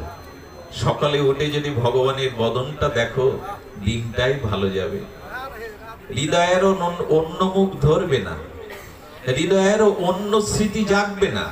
এই জন্য প্রভাতে একটু ভগবানের বদনকেই দর্শন করো। মা যশোদা যখন নেমে আসছেন বিছানা থেকে, তখন গোপালের চারিপাশে 500 পাদান দিচ্ছেন। 500 পাদান মানে পাশের বালিশ। পদকর্তা ডেকে বললেন, মা, অনন্ত ব্রহ্মাণ্ডকে যিনি ধারণ করেছেন সে পড়ে যাবে বলে পাশের বালিশ দিচ্ছ? আমার কি মনে হয় জানেন, মনে হয় যারা ভগবানকে প্রতিদিন শয়নে দেন, ওই ছোট ছোট বালিশগুলো যখন স্পর্শ করেন, আমার মনে হয় ওর মধ্যে দিয়ে ভক্তি সঞ্চারিত। এটা গোপালের বালিশ, গোপাল শয়ন করেছিল। মা যশোদা উঠে এলেন, সেই নয়নমণি, সেই বাল গোপালের অপরূপ সুন্দর বদনটা দর্শন করে প্রসন্নিত হয়ে মা স্নান করলেন। আচ্ছা, যদি যশোদাকে প্রশ্ন করি, হ্যাঁ, তুমি স্নান করলে কেন? বলে গোপালের সেবার জন্য। বলে নিজের সন্তানকে একটু আহার করানোর জন্য স্নান কি প্রয়োজন? দেখুন, আজকে বর্তমানে সদাচারের বড় অভাব। আমরা কিছু মানুষ বলে থাকি মন ঠিক থাকলেই হলো। সদাচার কেউ পালন করতে চায় না এখন। আর তার একটা যুক্তিও খাড়া করে দেই যে মন ঠিক থাকলে হলো। যশোদাকে বলা হলো সন্তানকে স্তন পান করাবে, মাখন নবনীত পান করাবে, মা তুমি স্নান করলে কেন, তিলক নিলে কেন? কি বললো জানেন মা যশোদা? বাসি কাপড়ে যদি গোপালকে সেবা দেই, গোপালের ব্যামো হতে পারে, অসুখ হতে পারে। ওখানে বাৎসল্য প্রেম কাজ করছে, ওখানে বাৎসল্য প্রীতি কাজ করছে। বাসি কাপড়ে গোপালের সেবা দিলে অসুস্থ হতে পারে। ঠিক তেমনি ভক্তের ভাবনা উচিত। এই যে প্রভাতে স্নানের কথা বললাম, প্রাত স্নান, নিজেকে শুদ্ধ বিশুদ্ধ সুন্দর করেই সুন্দরের কাছে যেতে হয়, নিজেকে একটু সুন্দর করেই যেতে হয়। এই জন্য বলছেন, মা যশোদা বললেন সদাচার না থাকলে তার জীবনে ভজন নাই। মুখে যতই বলো মন ঠিক থাকলে হলো না, এরকম কথা শাস্ত্রে বলেন। সদাচার। মা স্নান করে আর তার আলায়িত কেশকে বিননী করে মা যশোদা খুব প্রভাতে, নির্মল প্রভাতে, তখন অরুণোদয় হয়েছে, সূর্য উদয় হয়নি।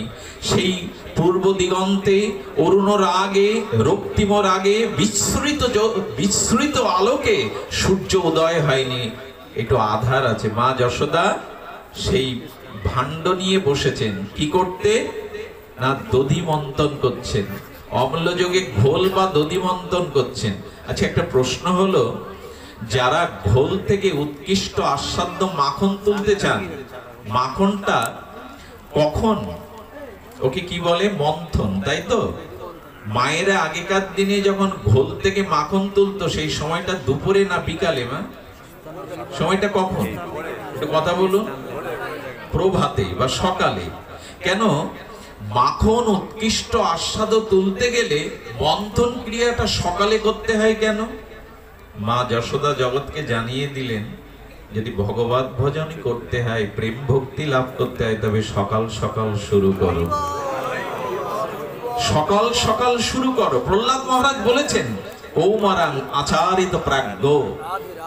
যদি ধর্মই করতে হয়, প্রেম ভক্তি লাভ করতে হয়, নিজের উদ্ধার নিজে করতে হয়, তবে যৌবনটা ভগবানের চরণে দিয়ে দাও, কৈশোরটা দিয়ে দাও। আচ্ছা, দেখবেন কোন বৃদ্ধ মন্দিরে ফুল নিয়ে যাচ্ছেন, ফুলের মালা নিয়ে যাচ্ছেন, তো দোকান থেকে বাসি ফুল কেনেন কি? দোকানে গেলে ভগবানের চরণে দেওয়ার জন্য কি ফুল কেনা হয়? হ্যাঁ, একেবারে প্রস্ফুটিত সুগন্ধমণ্ডিত টাটকা ফুল। হাসছে, ফুলগুলো যেন খেলছে, হাসছে, এই ফুলগুলোই তো। তো ভগবান বললেন, ফুলগুলো আনলে টাটকা, হাসছে খেলছে, কিন্তু নিজেকে বৃদ্ধ জড়ো জড়ো করে আমার চরণে আনলে, ফুলগুলো টাটকা আনলে, কিন্তু তোমার যখন যৌবন ছিল সেটা তো আমায় দাওনি। আর আমাদের বিড়ম্বনা কেমন জানেন?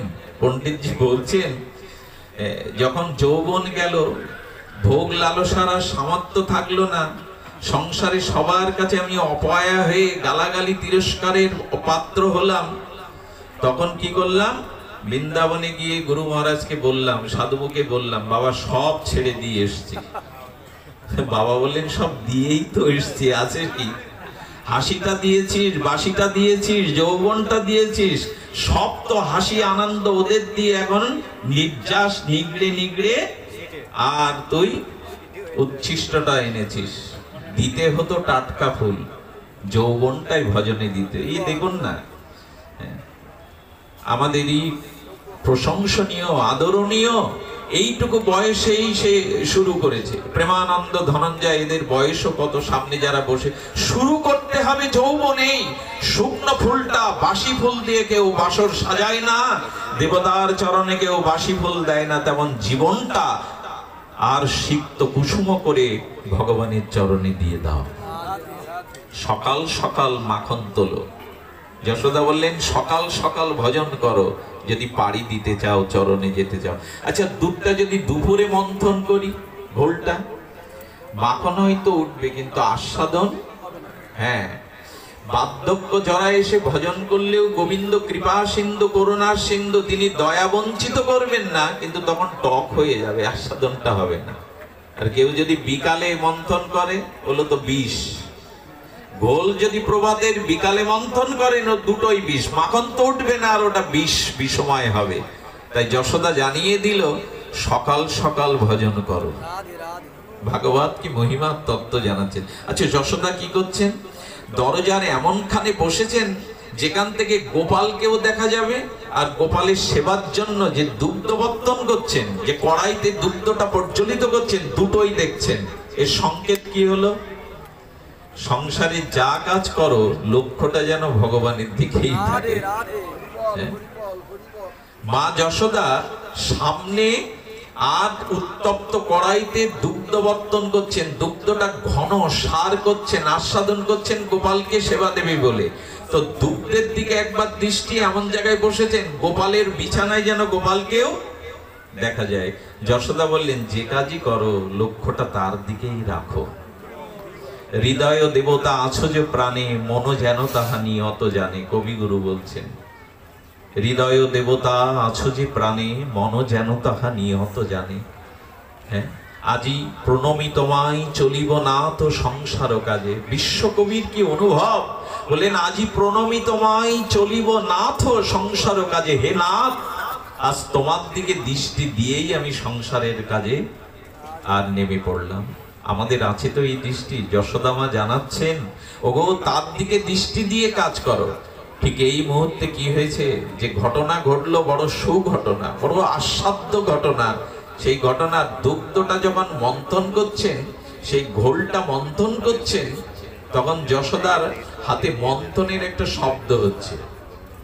এই দুগ্ধ মন্থনের একটা শব্দ, আওয়াজ হচ্ছে। আর বৃন্দাবনে এখনো প্রভাতে এই মাঠা টানতে গিয়ে, ঘোল তুলতে গিয়ে, মাখন তুলতে গিয়ে যে শব্দটা হয়, এটা ঋষিমুনিদের মন্ত্রের থেকেও আরো আস্বাদন হয়। কারণ কি জানেন? যশোদার হাত গোপালের সেবার বস্তু প্রস্তুত করছে, আর যশোদার বদনকে বলছেন, তুমি কেন আর অবসরে থাকবে, তুমিও গোবিন্দের গুণকীর্তন করো, আমার গোপালের গুনগুন করে সঙ্গীতের দ্বারা আরাধনা করো। আর মনকে বোঝাচ্ছেন, তুমি গোবিন্দের লীলা স্মরণ করো। তাহলে কি দাঁড়ালো? তনু মন প্রাণ দিয়ে যশোদা আর ভগবানের চিন্তায়, ভগবান বলবো না, এখানে তার গোপালের চিন্তায় মগ্ন। আচ্ছা, বিনার তারের একটা তার যদি কেটে যায়, বিনার ঝংকার উঠবে তো বাবা? একটা তার কাটলে তা আমার দেহ এখানে আছে, মন বাড়ি চলে গেছে, ভজন হলো তো, হরিকথা শোনা হলো তো। এই জন্য বললেন, তনু মন প্রাণ দিয়ে তাকে দেখো। ওই যে চণ্ডীতে বলা হয়েছে, নমস্তস্যায় নমস্তস্যায় নমস্তে, তিনবার কেন? একবার বললেই তো মিটে যেত নমস্তস্যায়। বলছে না, একবার তনু দিয়ে, মন দিয়ে, প্রাণ দিয়ে তাকে প্রণাম করো। যারা হরিকথা শুনবেন, ভজন করবেন, মা যশোদা বললেন, শুদ্ধ পবিত্র সদাচার হয়ে আর সকাল সকাল ভগবানের ভজনে ব্রতী হও। আর কি করবে না, তুমি হাতে কাজ করবে, মুখে গোবিন্দের নাম নেবে, আর মনে মনে তার লীলাকে স্মরণ করবে। বললেন, এইভাবে তনমন প্রাণ দিয়ে যদি দেখা যায়, ঘটনা ঘটলো, গোপাল বিছানা থেকে উঠে চোখ মুছতে মুছতে একবার ওই লীলাটা কল্পনা করুন। এই মাসে দামোদর ব্রতের লীলাটা একটু স্মরণে আনতে হয়। তো গোবিন্দ চোখ মুছতে মুছতে সেই কাজলটা লেপটে গেছে চোখে। সেই চন্দ্রবদন বললে তো ভুল হবে, কোটি চন্দ্র বিনিন্দিত গোবিন্দের কোমল বদনটি আর কেমন যেন ঘুম ঘুম চোখে মা যশোদার আঁচল ধরে ডেকে বলছেন, মা ক্ষুধা লেগেছে, মা ক্ষুধা লেগেছে। আচ্ছা, চিরকাল জানি ভক্ত ভগবানকে ডাকে, আজ দেখছি বিপরীত, ভগবান ভক্তকে বারবার ডাকছে পেছনে এসে। গোপাল যেন বললেন, আমার মা যশোদার মতো তনু প্রাণ মন প্রাণ দিয়ে যদি কেউ আমাকে ডাকে, আমি কি ঘুমিয়ে থাকতে পারি? আমি কি অলসে দিন কাটাতে পারি? আমি সেই ভক্তের পেছনে এসে সে আমাকে যেমন করে ডেকেছে আমিও তাকে সেভাবেই ডাকি। আজ ডাকতে ডাকতে মা সাড়া না পেয়ে আর ক্ষুধার্ত গোপাল বড় ক্ষুধার কাতর হয়ে, আর স্বয়ং ভগবানের ক্ষুধা লাগিয়েছে মা যশোদার প্রেম, বাৎসল্য প্রেম। সেই ক্ষুধার কাতরে আঁচল ধরে টানতে টানতে গোপাল কেঁদেই ফেলেছে। ঝড়ো ঝড়ো আর অশ্রু বইতে বইতে কাজল লেপটে একটা অদ্ভুত অপরূপ সৌন্দর্য বিমণ্ডিত হয়েছে তার বদন কানি, কমল বদনটা। যশোদার খেয়াল নেই, কেন জানেন? যশোদা কারোর সাথে কথা বলছিল, খুব ধ্যান দিল লীলাটি। কার সাথে কথা বলছিল? যশোদা দেখছে মন্থন ক্রিয়ারত তার হাতের বালাগুলো ঝনাত ঝনাত করে নৃত্য করছে। হাতটা থামিয়ে দেওয়ার পরে দেখছে চুড়িগুলো তখনও, সোনার বালাগুলো, কঙ্কনগুলো তখনও নৃত্য করছে। যশোদা আপন ভাবে আপন মনে জিজ্ঞাসা করে চলেছে, তোরা আমার হাতে এত আনন্দিত হয়ে নৃত্য করছিস কেন? বালা কি কথা বলে? বালার হয়ে বিবেক বলে দিচ্ছে, শাস্ত্র বলে দিচ্ছে, ভাগবত বলে দিচ্ছে। বালা যেন বলছেন, মা হাত তো সকলকেই দিয়েছেন প্রভু, কিন্তু সকলের হাতে তো গোপালের সেবা হয় না, গোপালের সেবা দ্রব্য প্রস্তুত হয়। মাগো, আজ তোমার হাতে গোপালের দ্রব্য প্রস্তুত হচ্ছে, তাই তোমার হাতের বালা হতে পেরে আমি আনন্দে নৃত্য করে আমার আনন্দ জয়গান ঘোষিত করছি। এই মা, যদি কখনো কারো হাতে অলংকার হতে হয়, সেই হাতের অলংকার যেন হয় যে হাতে আমার গোবিন্দের সেবা হয়, গৌর গোবিন্দের সেবা হয়। হাতটা তো পুড়বে একদিন, আঙুলগুলো চিতায় দিলে আস্তে আস্তে পুড়ে আর শিরাগুলো এক জায়গায় হয়ে যাবে। তা হাত পেয়েছে একটু সাধু বৈষ্ণব, গুরু বৈষ্ণব, গৌর গোবিন্দের সেবা করো, তবেই তো এই হাতের সার্থকতা। 5টা আংটি পড়লেই, হীরা জহরাত পড়লেই কি হাতের সার্থকতা? আচ্ছা, আপনি মারা গেলে 5টা দামি আংটি ওরা চিতায় দেবে তো, সাথে দেবে তো, হাতের বালাটা দেবে তো? মা দেখবেন যে মানুষ মারা যায় সঙ্গে সঙ্গে অলংকার গুলো খুলে নিয়ে গোপনে রেখে দেয় ঘরে। কত লোক আসছে, ওদিকে লোক যেতে পারে, বলে ওগো, যেকে হাতের শোভার জন্য যে অলংকার পরিধান করেছিলে, দামি মুক্তা, হীরা, সোনার আংটি, ওগুলো খুলে নিয়ে ঘরে তুলবে, তোমাকে আর তুলবে না, ওগুলো সাথে দেবে না। কিন্তু আজ ভগবান বলছেন, যে হাত দিয়ে গৌর গোবিন্দ সাধু বৈষ্ণবের সেবা হয়, ওই হাতের অলংকার রূপ ফসল কেউ কেড়ে নিতে, সোনার আংটি বালা খুলে নেবে, কিন্তু যে হাতে গৌর গোবিন্দের সেবা হলো সেই অলংকার কেউ খুলতে পারবে না। তাই হাতের প্রকৃত অলংকার হলো ভগবত সেবা, গুরু বৈষ্ণবের সেবা। আচ্ছা, যশোদা আবার কথা বলছেন কার সাথে? না, তার কর্ণের দুলগুলো বারবার দুলছে, কর্ণের দুলগুলো বারবার দুলছে। আচ্ছা, মাথা থেমে গেলেও দুলছে। কিরে, তোদের আনন্দের কি বার্তা? তোরা কেন দোদুলমান হয়ে আর নৃত্য করছিস? বললো, মা, কর্ণ তো অনেকেই পেয়েছে সংসারে, কর্ণ তো অনেকেই পেয়েছে, কিন্তু কর্ণ পেলে কি হবে? সবার কর্ণে তো এমন সমদূর গোবিন্দ গুণগাথা যায় না। মাগো, সেই কানই কান যে কানে গৌর গোবিন্দের গুণগাথা, ভক্ত চরিত্র গাথা যায়। যে কানে বিষয় কথা যায়, কামনা বাসনা পরনিন্দার কথা যায়, সেটি কর্ণ নয়, সেটিকে বলা হয়েছে গর্ত, সাপের গর্ত। যে কর্ণে শুধু বিষয় কথা যায়, ওটা সাপের গর্ত। কিন্তু যে কর্ণে হরি কথা যায়, বললেন এটাই। আচ্ছা, কানের দুল কি কানের অলংকার? আমার একটা পদাবলী সাহিত্যের একটা পয়ার মনে পড়ে, সম্ভবত চণ্ডীদাসের, সব সখীকে পার করিতে নেব আনা আনা, তোমার বেলায় নেব সখী তোমার কানের, আছে কিনা একটা সঙ্গীতে, জানি না কার পথ, তবে কথাটা মনে ধরেছে। আচ্ছা, কানের সোনা নিয়ে গোবিন্দ পার করবেন মানে কি? কানের দুলের সোনা। সোনা কথাটা 2-3 বার বলুন। সোনা, সোনা, অর্থাৎ যাদের কর্ণে হরিকথা বারবার শোনে, শ্রবণ করে, হরিকথা যায়, গোবিন্দ বললেন যে কানে আমার নাম রূপ লীলা কথা যায়, ওই অলংকার, ওই সোনা পেলেই আমি পার করে দেব তাকে, আমি তাকে। কানের সোনা কানের দুল নয়, কানের সোনা কানের অলংকার নয়, কানের একমাত্র অলংকার কৃষ্ণ কথা, ভাগবত কথা, ভগবানের লীলা চরিত্র কথা। এই জন্য কর্ণকে বলছেন কানের দুলগুলো মা সেই কর্ণের দুল হব, যেন হতে পারি যে কর্ণে তোমার মতো কোনো কীর্তন যায়। মা যশোদা লক্ষ্য করলেন মা চুল ছিল বেশ আলাইত। দেখুন, নারকীয় সভ্যতা শুরু হয়েছে, রাক্ষসী সভ্যতা শুরু হয়েছে। আগেকার দিনে মেয়েদের, মায়েদের চুল যদি খুব প্রলম্বিত হতো, জানো পর্যন্ত তাকে দেবী রূপ সম্মান করা হতো। মানে চুল মায়েদের, মেয়েদের যার যত লম্বা প্রলম্বিত, তত তাকে কেশবতী কন্যা বলা হতো, সুলক্ষণা বলা হতো।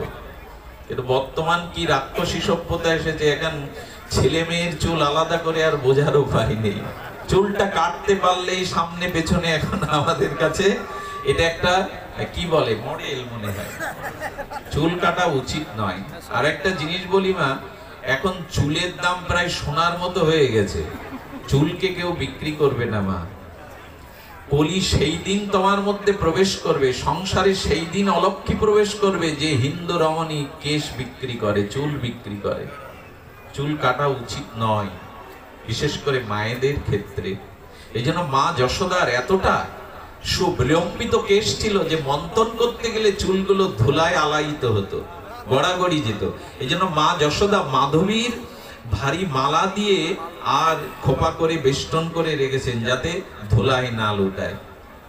যশোদা লক্ষ্য করলেন তার মাধবী আর কুসুম ফুলগুলি মাথা থেকে ঝরে ঝরে পড়বে না, যশোদার চরণে পড়ছে, পায়ে পড়ছে।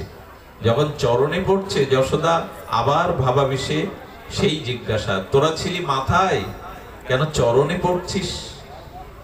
ফুলগুলো কি কথা বলে? কিন্তু ভাগবত কথা বলছেন।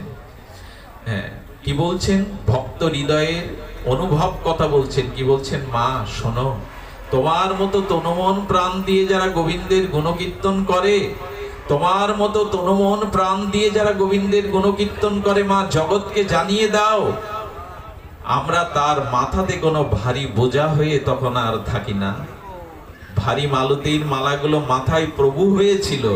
যখন যশোদা গুণকীর্তন করছেন গোপালের, তখন চরণে পড়ে বললেন, গোবিন্দ গুণকীর্তন যারা স্মরণ মনন করে, তাদের মাথায় বোঝা যারা প্রভুত্ব করে যারা, তারা চরণে নেবে তার মাথা হালকা করে দেয়। আমি বিশ্বাস করি এখানে যারা খুব শ্রদ্ধালু শ্রোতা, উৎকণ্ঠিত, ব্যাকুলিত, তৃষিত হয়ে হরি কথা শুনছেন, তাদের মাথায় এখনো কোনো সংসার বোঝা আপাতত এখন নাই, নেমে গেছে। তারা যারা প্রভু ছিল তারা দাস হয়ে পড়েছে। তাই শাস্ত্র বারবার বলছেন হরি কথা শ্রবণ করো, তাহলে আর তারা প্রভু সেজে তোমার মাথায় ভারী হবে না, দুশ্চিন্তার কারণ হবে না, তারা চরণে পড়বে। এমনি করেই চলছিল লীলা। সেই গোপাল, আমি এটা বলেই আজকের ঠাকুরের লীলা চরিত্র সামান্য হয়তো একটু স্পষ্ট করবে। আমাদেরই আদরণীয়, আমাদেরই স্নেহের পাত্র সৌম্য, সে সামান্য ঠাকুর নরোত্তমের একটা পদ হয়তো আস্বাদন করে ঠাকুর মশার পুষ্পাঞ্জলি দেব আস্তা তিরোধানে। তবে এইটুকু বলি, গোপাল যখন বারবার কাঁদছে, সেই কজ্জলি কাজলগুলো চোখের জলে কিম্ভূত, অদ্ভুত আর অপরূপ সৌন্দর্যে মুখটা উজ্জ্বল হয়ে গেছে। হঠাৎ মা যশোদার লক্ষ্য গেল কে যেন কাঁদছে। গোপাল, কখন উঠেছিস? এখনো তো ভোর হয়নি রে। গোপাল যেন মনে মনে বলছেন, মা এমনি করে ডাকলে কি আর শুয়ে থাকা যায়, দূরে থাকা যায় মা? কেউ যদি প্রাণ দিয়ে ডাকে দূরে থাকা যায় না। গোপাল তখন বলছেন, মা বড় ক্ষুধা লেগেছে। যশোদা বলছে, এই তো বাছা, এই তো মন্থন ক্রিয়া রেখে আর মা যশোদার স্নেহময়ীর বাৎসল্য প্রময়ীর বুকের স্তন গোবিন্দের মুখে দিলেন। ছোট্ট দুটো বাহুতে স্তনটা জড়িয়ে ধরে যখন স্তন পান করছে, যশোদা লক্ষ্য করলেন সামনে আর সেই দুগ্ধবর্তন তপ্ত কড়াইতে দুধটা উছলে পড়ে যাচ্ছে। মা যশোদা বলছে, গোপাল রাখ, একটু নেমে যা বাবা, একটু নাম, আমি একটু কড়াইটা নামিয়ে আসি। আচ্ছা, আপনাদের যুক্তিতে কি বলে? স্বয়ং গোপাল যার বুকের স্তন পান করছে, সে কড়াইয়ের দুধ উছলে পড়ে যাচ্ছে বলে লাভাতে যাবে কেন গোপালকে নামিয়ে? এর যুক্তি আছে কি মা? করবে কি কোনো মা? এই প্রশ্ন যদি যশোমায়ের কাছে করা হয়, বলা হচ্ছে যে কৃষ্ণকে কোল থেকে নামিয়ে নামাতে গেল দুগ্ধ, তার গাভীর সংখ্যা কতটা? নন্দ বাবার গাভী কতটা? 9 লক্ষ। যার ধেনু, তার একটু কড়াইয়ের দুধ উছলে পড়ে গেলে সে গোপালকে কোল থেকে নামিয়ে দুধ নামাতে যাবে? এর কি যুক্তি আছে? যুক্তি আমার কাছে নাই, কিন্তু যশোদার কাছে আছে। যশোদা জগৎকে বললেন, ভগবানের থেকে একটা বড় বস্তু আছে, যে বস্তু ভগবানকে ভক্তের হৃদয়ে এনে দেয়, কাছে এনে দেয়, ভগবানকে বিবশ করে দেয়, সেটা হলো ভগবানের সেবা বস্তু। ভগবানের থেকে বড় তার সেবা। ওই দুগ্ধটা আমি গোপালের সেবার জন্য প্রস্তুত করছিলাম, তাই ওর এক বিন্দু আমার কাছে মহামূল্যবান, কারণ ওটা গোপালের সেবার জন্য। ভগবানকে পাওয়া যায় তো সেবা। ভজন কথার অর্থ হলো সেবা। ভজন কথার কি অর্থ? সেবা। সেবার দ্বারাই ভগবানকে পাওয়া যায়। যিনি সেবা করেননি তিনি প্রেম পাবেন না, তিনি ভক্তি পাবেন না। জগতে এখনো সবার উপরে মায়ের স্থান কেন জানেন? লজ্জা, ঘৃণা, ভয় সব কিছু ত্যাগ করে সন্তানের নিজ হাতে সেবা করে বলে মা সর্বশ্রেষ্ঠ। এই জন্য সেবা না করলে প্রেম হয় না। ভজন অর্থই হলো সেবা, ভজন অর্থই হলো তাকে সুখ দেওয়া। যশোদা বললেন, গোপালের সেবার বস্তুটা আমার কাছে গোপালের কোনো অংশে কম নয়, তাই গোপালকে রেখে দুগ্ধ নামাতে গেলেন। সঙ্গে সঙ্গে আর অভুক্ত গোপাল ক্রোধান্বিত হয়ে আর তার ছোট ছোট দন্ত দিয়ে তার অধরটা কামড়াচ্ছেন ক্রোধে, আর একটা নুড়ি পাথর দিয়ে বলছেন, আজ আমি সব ভেঙে দেব, সব শেষ করব।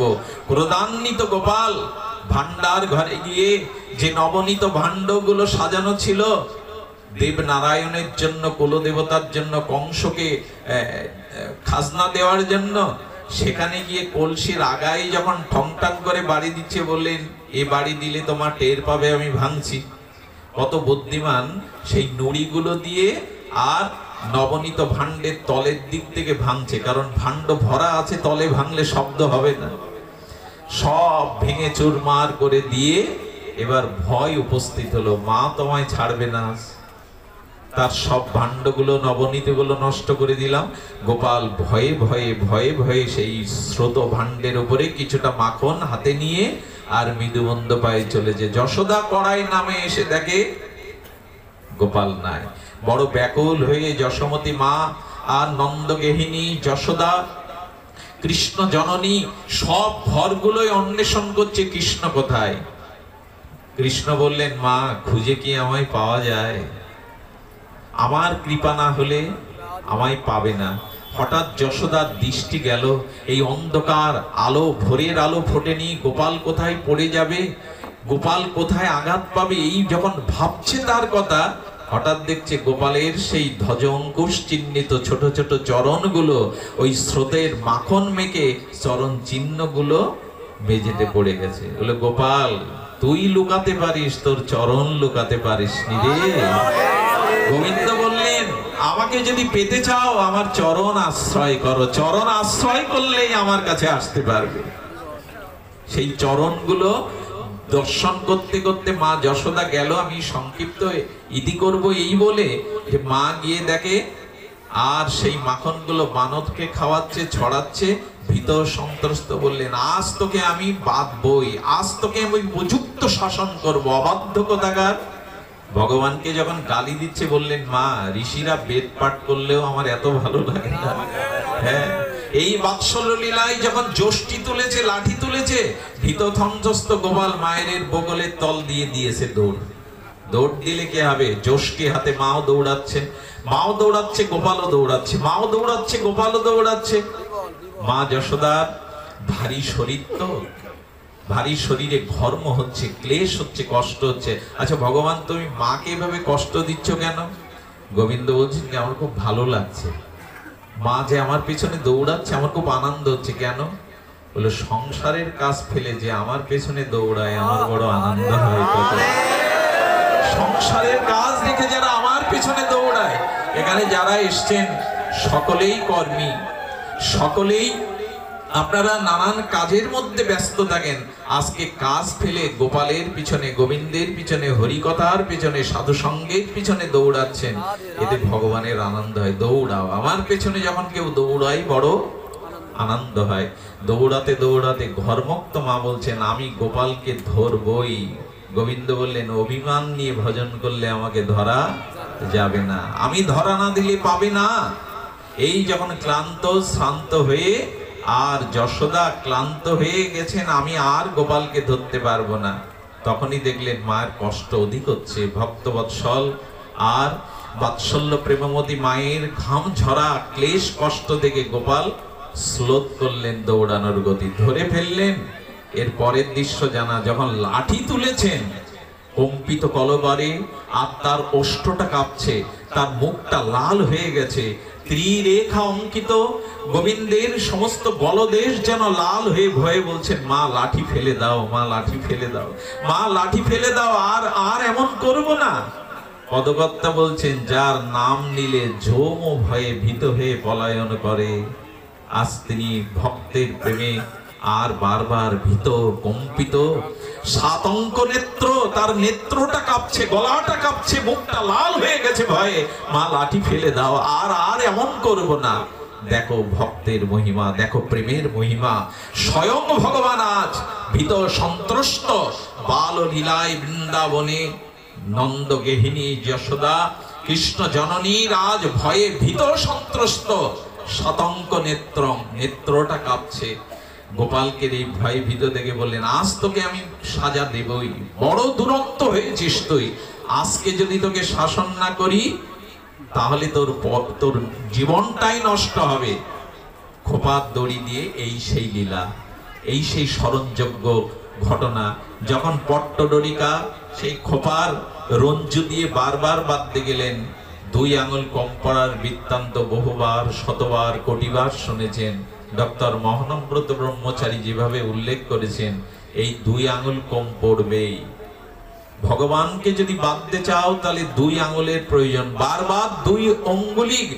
আর এই কম পড়ার পেছনে গোবিন্দের দর্শন হলো, 1 অঙ্গুলি হলো সাধন, আর 1 অঙ্গ হলো সাধনা এবং করুণা।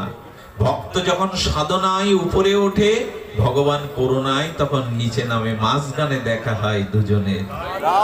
সাধনা চাই, সাধন বিনা সাধ্য বস্তু কেহ নাহি পাই, সাধনা ছাড়া সাধ্য বস্তু পাওয়া যাবে না। তাই ভক্তগণ, সুহৃদগণ, হে অভিন্ন হৃদয়েশুগণ, হে গোবিন্দের চরণাশ্রিত, রাধারানীর চরণাশ্রিত নিষ্ঠাইক ভক্তগণ, ভজন চাই, ভজন ছাড়া তার করুণা পাওয়া যাবে না। পাত্র ছাড়া যেমন কোনো বস্তু ধারণ হয় না, গর্ভ ছাড়া যেমন সেখানে সন্তান ধারণ হয় না, পাত্র ছাড়া যেমন তরল জল আদি ধারণ করা যায় না, অমৃত ধারণ করা যায় না, কুম্ভ ছাড়া যেমন অমৃত ধারণ হয় না, তেমনি ভজন রূপ পাত্র ছাড়া করুণা সেখানে আসে না। ভজন হলো সাধু সঙ্গ, ভজন হলো হরি নাম, ভজন হলো হরি কথা, এটি একান্ত ভাবে প্রয়োজন। তাই সেই ভজন রূপ পাত্র আসলেই করুণা ওখানে নামবে। এমনি করে বাঁধলেন। পরের অংশ আমরা আবার কখনো শুনবো।